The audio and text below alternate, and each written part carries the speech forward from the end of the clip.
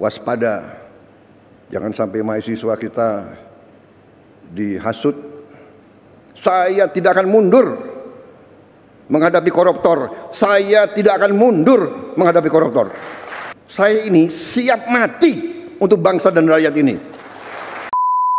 Assalamualaikum warahmatullahi wabarakatuh. Teman-teman, kembali lagi di channel YouTube saya, Khairun Imam. Gimana nih kabar kalian? Semoga kita semua selalu diberi kesehatan, kemudahan, dan juga rezeki yang berlimpah dari Yang Maha Kuasa, teman-teman ya. Nah, di video kali ini kita akan melihat bagaimana pidato yang sangat luar biasa, yang sangat berapi-api dari Bapak Presiden Prabowo Subianto. Di mana beliau mengingatkan dan menekankan bahwa hati-hati untuk para mahasiswa, jangan sampai mudah dihasut, mudah terprovokasi, utamanya provokasi dari para pembenci dan juga barisan sakit hati. Kalian mungkin masih ingat Anies Baswedan dan juga Ganjar Pranowo yang kemarin ceramah di UGM yang sangat nyinyir kepada Pak Jokowi, Pak Prabowo, dan pemerintahan saat ini. Selain itu, Rocky Gerung juga pernah mengatakan bahwa kondisi Indonesia saat ini itu sama dengan kondisi ketika tahun 98. Dan kondisi saat ini itu bisa saja memicu reaksi aksi demonstrasi besar-besaran untuk menggulingkan pemerintahan yang sah. Ini kan sebuah provokasi dan propaganda yang terus dilakukan oleh para pembenci, teman-teman. Selain itu, Pak Prabowo juga ternyata sudah menyiapkan hadiah besar, hadiah khusus bagi para koruptor-koruptor yang beberapa minggu belakangan ini ditangkap, teman-teman. Dan ini hadiah yang mungkin bisa membuat mereka jerah. Oke, sebelum kita mulai videonya, jangan lupa like, subscribe, dan share. Dan tanpa perlu berlama-lama lagi, mari kita mulai videonya berikut ini. Birokrat-birokrat yang tidak mau mengikuti zaman harus kita evaluasi. Jangan mengira jadi ASN hidup enak dan seenaknya. Tidak bekerja dengan efisien melayani rakyat.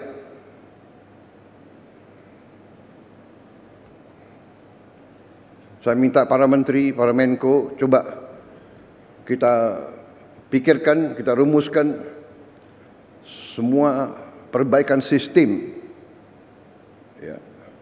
Ini ada kecenderungan semua pengen jadi ASN, semua pengen jadi pegawai negeri, tahu di dalam sudah jadi tidak bekerja maksimal, ya kan? Tadi mental, kalau dibikin susah untuk rakyat, kenapa dibikin gampang? Kalau bisa lama, kenapa harus dibikin singkat? Kita sekarang harus robah. Kita harus bikin semuanya mudah untuk rakyat. Semua cepat, singkat. Saya terima kasih menteri-menteri yang bantu saya, wakil-wakil menteri. Beberapa belum punya rumah. Menseknek nggak hadir di sini? Ada nggak Menseknek?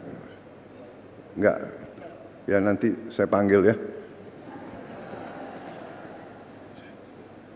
Jangan-jangan banyak yang belum dapat gaji lagi. Tapi saya terima kasih, saya terharu. Mereka tidak pernah ngeluh.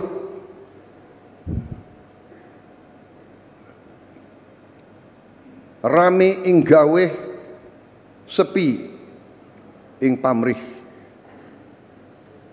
Itu ya, itu yang ditonjolkan. Pak Ate ngerti tadi itu bahasa. Kapolri ngerti ya? Kapolri orang Jawa. Fadlizon ngerti nggak Fadlizon? Ya, jadi ini filosofi bahwa kalau kita mau mengabdi, ya sudahlah, kita jangan setengah-setengah. Ya, jadi kita mengabdi dengan sepenuh hati. Jadi mekanismenya seperti ini yang memang dibutuhkan oleh rakyat kita. Pelayanan harus cepat, efisien. Uang rakyat harus benar-benar digunakan dengan baik. Ya, saya tahu ada yang menentang penghematan, ya kan? Saya tidak ragu-ragu, saya terus akan bekerja dengan sepenuh keyakinan. Saya akan bekerja keras dengan semua orang yang membantu saya. Kita ingin mencapai sistem pemerintahan yang bersih, efisien, hemat, semua kekayaan negara untuk kepentingan rakyat Indonesia. Alhamdulillah, sekarang saya bersama Menteri Keuangan, bersama yang lain, kita sekarang sudah lihat apa yang bisa kita lakukan. Kita bisa memperbaiki kondisi rakyat kita setapak demi setapak. Kita mohon memang kesabaran seluruh rakyat. Berilah kesempatan, tapi kita bekerja siang malam tanpa istirahat, tidak ada Sabtu Minggu. Terus kita bekerja untuk mencapai yang kita inginkan, yaitu meningkatkan penghasilan rakyat Indonesia, menghilangkan kelaparan, menghilangkan kemiskinan. Anak orang miskin tidak boleh miskin. Itu tekad kami. Anak orang miskin, dia harus nanti bangkit dan dia nanti membantu orang tuanya. Saudara-saudara, kita punya strateginya. Kita bertekad untuk melaksanakan yang terbaik untuk bangsa Indonesia. Contoh, petani kita bertahun-tahun mengeluh pupuk. Tadinya sampai ke petani, kalau tidak salah ada 145 regulasi. Habis itu harus tanda tangan 38 gubernur, kemudian 500 kepala daerah dan berapa belas kementerian. Kita potong dari pabrik langsung ke kelompok petani. Tidak ada lagi muter sampai nggak jelas ujungnya di mana. Ini contoh. Kita bertekad efisiensi, jangan macam-macam alasan, padahal alasannya itu adalah untuk di sini mungut, akhirnya sampai ke petaninya teriak. Saudara-saudara, kita berada di jalan yang benar. Indonesia cerah. Kita akan kelola kekayaan dengan baik dan kita akan bangkit sebagai negara maju. Terima kasih Menteri Pendidikan Dasar Menengah.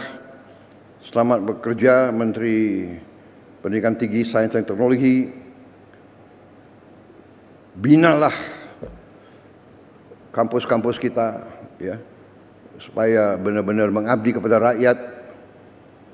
Waspada, jangan sampai mahasiswa kita dihasut. Ujungnya saya yakin itu adalah kekuatan-kekuatan yang tidak suka Indonesia bangkit. Itu saja. Ya, tapi saya percaya rakyat kita sekarang mengerti dan sadar apa yang terjadi. Ya. Kebenaran selalu akan menang, saudara-saudara sekalian. Kita berada di jalan yang benar. Kita bertekad membela rakyat kita. Terima kasih dari saya. Selamat sekali lagi. Nanti kalau ada tempat lagi, kalau tidak salah nanti sore saya akan bicara dengan beberapa ratus rektor, ya, dan dekan. Pendidikan kunci daripada semuanya. Tapi untuk pendidikan yang bagus, kita perlu apa? Uang. Benar. Mencapai pendidikan tinggi tidak dengan omon-omon. Uang. Untuk itu kita harus pinter mengelola uang, pinter, pandai, cerdas, handal, hemat, iya kan? Bagaimana pepatah ajaran orang tua kita? Hemat pangkal kaya. Nggak ada boros bisa kaya, nggak ada bocor bisa kaya. Nggak ada negara yang korupsi gila-gilaan bisa kaya. Tidak ada. Korupsi menuju negara hancur.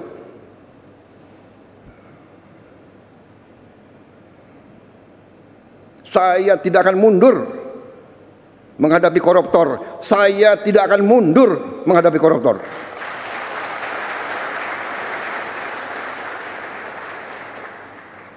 Mereka harus mengerti, saya ini siap mati untuk bangsa dan rakyat ini. Saya tidak takut. Mafia manapun saya tidak takut. Apalagi ada Kapolri sama Panglima TNI. Masa kita takut? Apalagi guru-guru akan membantu saya, ya.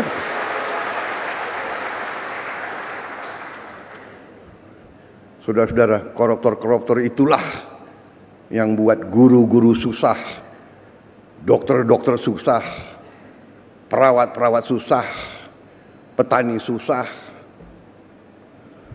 Karena itu terima kasih dukungan saudara-saudara. Kita bersama akan menghadapi maling-maling itu, dan kita akan mengusir mereka dari bumi Indonesia kalau perlu.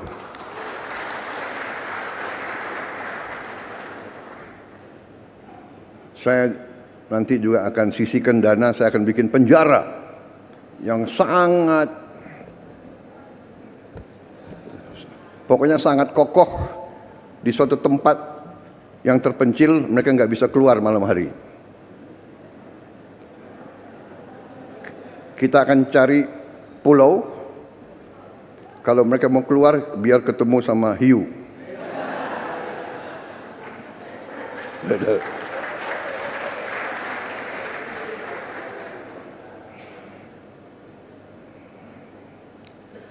Baik, wassalamualaikum warahmatullahi wabarakatuh. Nah teman-teman, itulah tadi pidato yang sangat luar biasa, pidato yang sangat berapi-api dari Bapak Presiden Prabowo Subianto, yang dimana beliau sangat menekankan dan mengingatkan kepada kita semua, khususnya bagi mahasiswa, jangan mudah terprovokasi. Karena apa teman-teman?